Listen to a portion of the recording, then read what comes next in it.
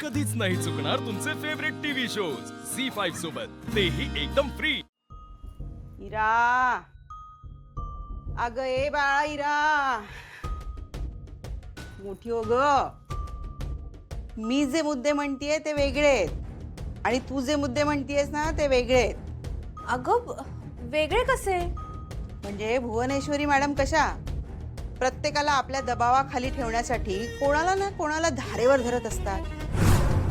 स्वतःचा अंकुश कायम राहावा म्हणून इतरांनी त्यांच्या मताप्रमाणे वागलं पाहिजे असं त्यांना सतत वाटत असतं। तसंच तुझं आहे ना इरा, इतरांनी आपल्या म्हणण्याप्रमाणे वागायला हवं असं तुला सतत वाटतं ना। पण मग त्यात वाईट काय आहे? म्हणजे आई, अगं एवढा मोठा कारभार सांभाळतात भुवनेश्वरी मॅडम, मग दबदबा ठेवायला नको का? जर अशा मुळू वागल्या तर त्यांचं कोण ऐकणार? आणि अगं उलट मी तुला सांगते, खूप लोकांच्या मनात त्यांच्याबद्दल आदर आहे। इरा, आदर आणि भीती याच्यामध्ये फरक असतो बेटा। तू ज्याला आदर म्हणतीयस ना ती भीती आहे। ते सगळं मला माहिती आई, पण अगं भुवनेश्वरी मॅडम किती लोकांना मदत करतात, ज्यांना गरज असेल त्यांना खूप पैसे देतात। मी ऐकलंय की त्यांच्या घरामध्ये ना दरबार भरतो, खूप लोक येतात आणि त्यांची गाऱ्हाणी सांगतात आणि मॅडम त्यांचे प्रॉब्लेम सॉल्व्ह करतात। हो का? मग त्यांच्या घरातले प्रॉब्लेम्स का नाही सॉल्व्ह करत ग त्या? का त्यांच्या घरच्यांनी त्यांच्या दरबारात प्रश्न मांडले तरच सोडवणार आहेत त्या? अगं आई, मला सांग, कुणाच्या घरामध्ये प्रॉब्लेम्स नसतात ग? पण कसं आहे की प्रॉब्लेम्स ना हे घरातल्या घरात सॉल्व्ह केले पाहिजेत, असे 4 लोकांसमोर चव्हाट्यावर नाही आणले पाहिजेत। हेच अक्षराचं म्हणणं होतं हिरा, म्हणून तिने तक्रार मागे घेतली। कळतंय का तुला? हो, म्हणजे मी जी तक्रार केली आहे ती ताईच्या भल्यासाठीच ना। हो, पण त्या बाबतीत मी तुला कुठे दोष देतेय? म्हणजे तुला असं वाटतं ना की ताईबद्दल माझ्या मनात खूप प्रेम येते? इरा, मी हे नाकारतच नाहीये। म्हणजे हे बघ, आता तुला पटतंय की नाही हे, पण ताईला कधी हे जाणवतच नाही। तिला जाणवायला नको का? कारण एकदा पोळली आहे ती, त्यामुळे तुझ्या कुठल्याही कृतीचा ती पुन्हा विचार करणारच ना। ग मान्य, एकदा चूक झाली माझ्याकडून, पण म्हणून काय जन्मभर ताई ऐकवणार आहे का हे मला? जन्मभर नाही ऐकवणार ती कदाचित इरा, पण काय? काय नाही आई, पण काय सांग? ती तुला तुझी चूक जन्मभर ऐकवणार नाही इरा, पण भोगणार हे मात्र नक्की।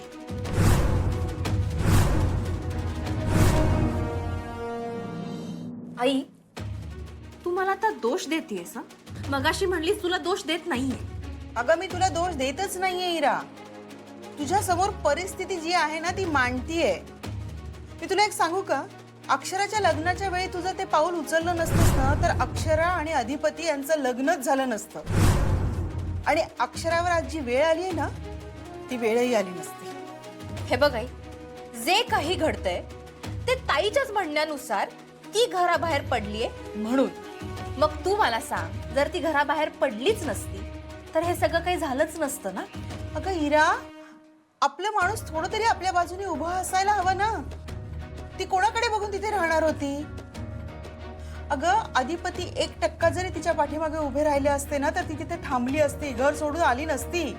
मला एक सांग, तू जर तिच्या जागी असतीस तर काय केलं असतंस ग? तुला खरं सांगू, मी हे सगळं घडू दिलंच नसतं।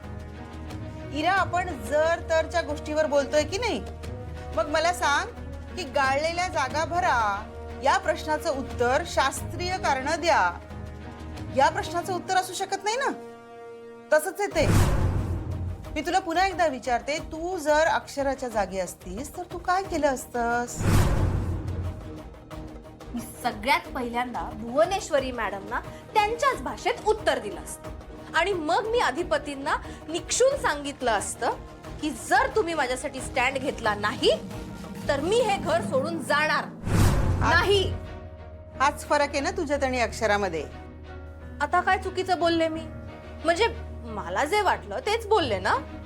हिरा, हिरा अगं, अक्षराने विचार केला तो नात्यांचा.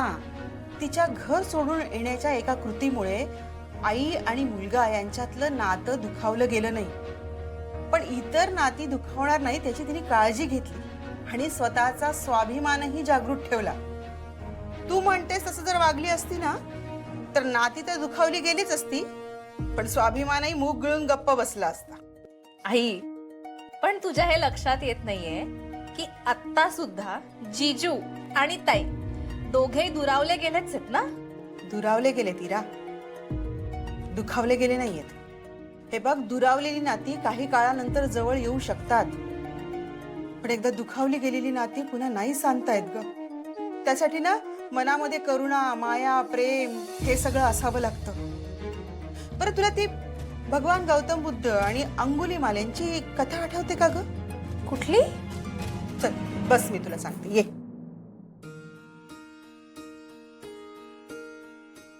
ऐकिरा, भगवान गौतम बुद्धांच्या काळामध्ये कौशल राज्यामध्ये अंगुलीमाल नावाचा डाकू राहत होता. खूप खून केले होते अगं त्याने. तो लोकांना मारायचा, त्यांची बोटं छाटायचा, त्याची माळ करून गळ्यात घालायचा. त्यामुळे त्याचं नाव अंगुलीमाल असं पडलं होतं. खूप क्रूर होता अगं तो. राजाने अनेकदा सैन्य पाठवलं होतं त्याला पकडण्यासाठी, मारण्यासाठी, पण सैन्याला यशच आलं नाही. तेव्हा भगवान गौतम बुद्धांच्या दिव्य दृष्टीने त्यांच्या असं लक्षात आलं की याच्यामध्ये दया आणि करुणा अजूनही शिल्लक आहे. फक्त त्या भावनांना जागृत करण्याची गरज आहे. म्हणून त्यांनी ठरवलं की ते त्याला भेटायला जातील. भगवान गौतम बुद्ध जसे त्याच्या जवळ आले ना तसं तो तलवार घेऊन त्यांना मारायला उठला. तरीही भगवान गौतम बुद्ध अगदी शांतपणे त्याच्या दिशेने चालत राहिले. शेवटी तो ओरडला, म्हणाला, थांबा, नाहीतर मी तुम्हाला मारेन आणि तुमचे बोट कापून 100 माणसं मारण्याचं माझं वचन पूर्ण करेन. तेव्हा ते म्हणाले की ठीक आहे, तू तुझं वचन पूर्ण कर, पण त्याआधी मी तुला काय सांगतोय ते तुला ऐकावं लागेल. म्हणाला, बोला. भगवान गौतम बुद्ध म्हणाले की त्याआधी तुला या झाडावरची काही पानं आणि डहाळ्या तोडून आणाव्या लागतील. अंगुलीमालला ना भगवान गौतम बुद्धांचं हे जे धाडस आहे त्याचं फार कौतुक वाटलं. म्हणाला, एवढंच आहे ना, आत्ता आणतो. तो गेला, त्यांनी काही पानं तोडली, डहाळ्या तोडल्या आणि आणून ठेवल्या त्यांच्या पुढे. तेव्हा भगवान गौतम बुद्ध म्हणाले, आता ही पानं आणि ह्या डहाळ्या जिथून तोडून आणल्या होत्यास तिथे तशाच अवस्थेमध्ये पुन्हा जोडून आण. अगं, कसं शक्य आहे ते? असंच विचारलं होतं अंगुलीमालनी त्यांना. तुम्हाला एवढं कळत नाही तोडलेली गोष्ट कशी जोडता येईल? तेव्हा भगवान गौतम बुद्ध त्याला म्हणाले की अरे, मी हेच तर तुला समजावून सांगण्याचा प्रयत्न करतोय. जर एखादी गोष्ट आपल्याला जोडताच येत नसेल किंवा ती जोडण्याची शक्तीच आपल्यामध्ये नसेल तर ती वस्तू किंवा ती गोष्ट तोडण्याचा अधिकार आपल्याला कोणी दिला? आपण जर कोणाला जीवनदान देऊ शकत नसू तर जीव घेण्याचा तरी अधिकार आहे का? ते त्याला म्हणाले, हे बघ, तू सत्याच्या मार्गावर चाल. तुझ्यामध्ये अजूनही थोडंसं पुण्य शिल्लक आहे. तुझ्यात अजूनही कायापालट होऊ शकतो. तो खूप प्रभावित झाला आणि त्यांना म्हणाला की मी तुमच्या बोलण्याने इतका प्रभावित झालोय की मलाही पापमुक्त व्हावंसं वाटतंय. आणि त्यांनी चक्क लोटांगण घातलं. त्यांनी आपल्या गळ्यातली माळ काढून फेकून दिली आणि तो भिक्षू झाला त्या दिवशीपासून. झी5 ॲप डाउनलोड करा आणि पहा सर्व एपिसोड्स एकदम फ्री.